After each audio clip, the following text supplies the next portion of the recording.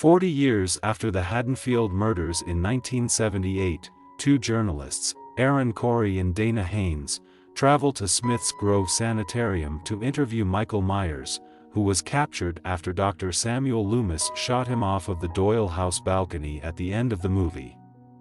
Dr. Ranbir Sartain, Michael's new psychiatrist after Dr. Loomis' death, informed them that Michael is able to speak, but chooses not to. Dana records the event as Aaron approaches Michael and talks to him, but fails to get him to speak, even after showing him his mask and mentioning Laurie Strode. The two journalists leave Smith's Grove Sanitarium and drive to Laurie's house, a heavily fortified and decrepit homestead, and bribe her for an interview, which she reluctantly accepts. Laurie has spent the last 40 years dealing with post-traumatic stress and preparing for Michael's inevitable return. Her feelings have resulted in 2 failed marriages and losing custody of daughter Karen at a young age. Aaron and Dana tell Laurie their interest in finding out why Michael committed the murders in 1978 and ask her to meet with him in a final attempt to get him to speak before he's transferred to a maximum security prison. Laurie kicks them out of her house, but not before taking the money they offered. As the transport is being prepared and patients are loaded onto the bus, Dr. Sartain insists on accompanying Michael, and the bus departs. In Haddonfield, Laurie's granddaughter and Karen's daughter, Allison, is walking to school with 2 friends and tells them the stress that her family endures due to her grandmother's past, and debunks the town rumor that Michael is Laurie's brother. In class, Allison looks out of the window to see Laurie watching her. She meets with her grandmother, who gives her the $3,000 from Aaron and Dana and tells her to have fun. During a family dinner at Karen's house, Laurie arrives and has a panic attack and Allison comforts her. Meanwhile, the bus transport crashed in a ditch, the security guards were killed, and the inmates were scattered about the road. A man and his son driving down the road happen upon the bus and investigate. While the father disappears, his son grabs a rifle from the truck and encounters a fatally wounded security guard that tells him to run. He investigates the bus and is startled by Dr. Sartain, shooting him in the shoulder accidentally. Fleeing back to the truck, he calls the police. Michael appears from the back seat and kills him. The following morning, Sheriff Frank Hawkins explains to a deputy that Michael Myers escaped the transport and will most certainly return to Haddonfield to finish what he started 4 decades prior.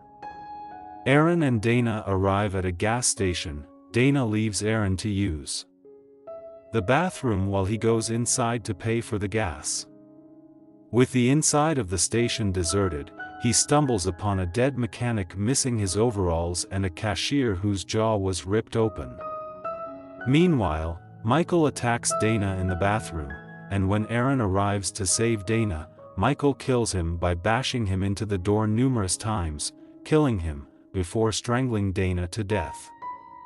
Michael inspects their vehicle and recovers his mask. Putting it on, Laurie learns about the transport crash and breaks into Karen's house to demonstrate her lack of security. After a brief argument about Michael with Karen and her husband, Ray, Laurie leaves and heads to the gas station in time to witness the bodies of Aaron and Dana being recovered. On Halloween night, Michael wanders a populated street in Haddonfield, littered with families and children trick-or-treating. He finds his way into a shed behind a house and takes a hammer before going inside to kill the sole occupant. He replaces the hammer with a kitchen knife and moves to the house next door, killing another woman by stabbing the knife through her throat. Allison is at a school-sanctioned Halloween party with her friends and receives a call from Vicky, inviting her to come over once Julian, the kid she's babysitting, falls asleep. Allison gets into an altercation with her boyfriend, Cameron, who throws her phone, just as Laurie was calling to warn her to go home.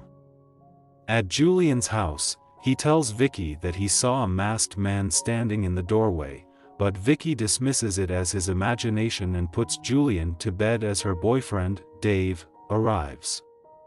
As Vicky checks the closet at Julian's request, she opens the door and is attacked by Michael, who was hiding inside.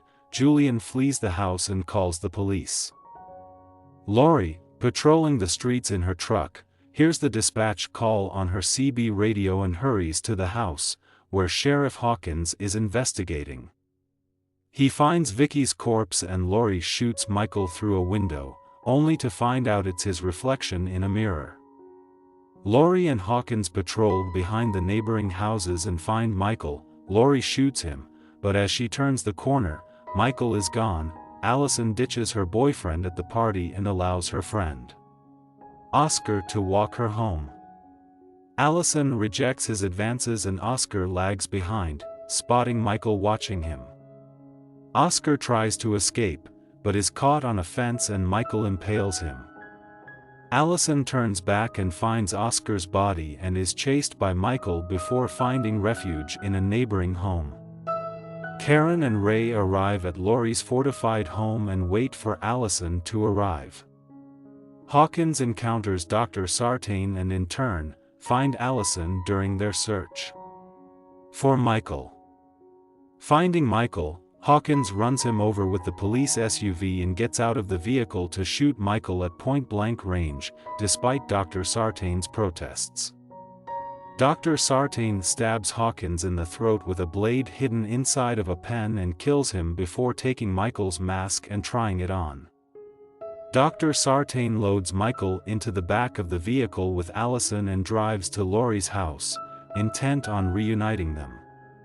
Michael regains consciousness and reclaims his mask, and Allison informs Dr. Sartain that Michael spoke to her. Distracted by demanding to know what Michael said, Michael breaks through the security barrier, forces Dr. Sartain out of the vehicle, and stomps on his head as Allison flees on foot. Ray steps outside to offer coffee to the police officers stationed outside Laurie's house and finds them dead. Michael appears behind Ray and strangles him.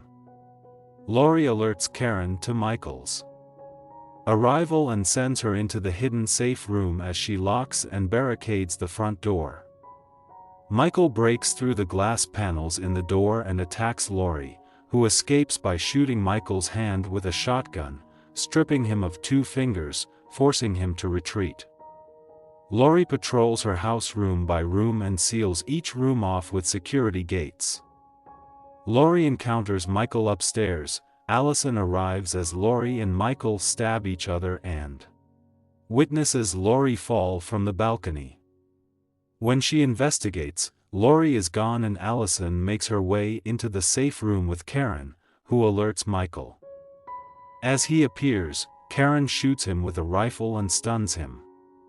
Laurie appears from the shadows and attacks Michael, sending him tumbling down the steps into the safe room.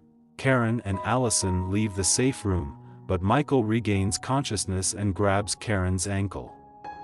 Allison stabs Michael with his own knife and the two escape the room. Laurie flips a switch and metal bars spring into place, barricading the exit and trapping Michael in the safe room as it fills with gas.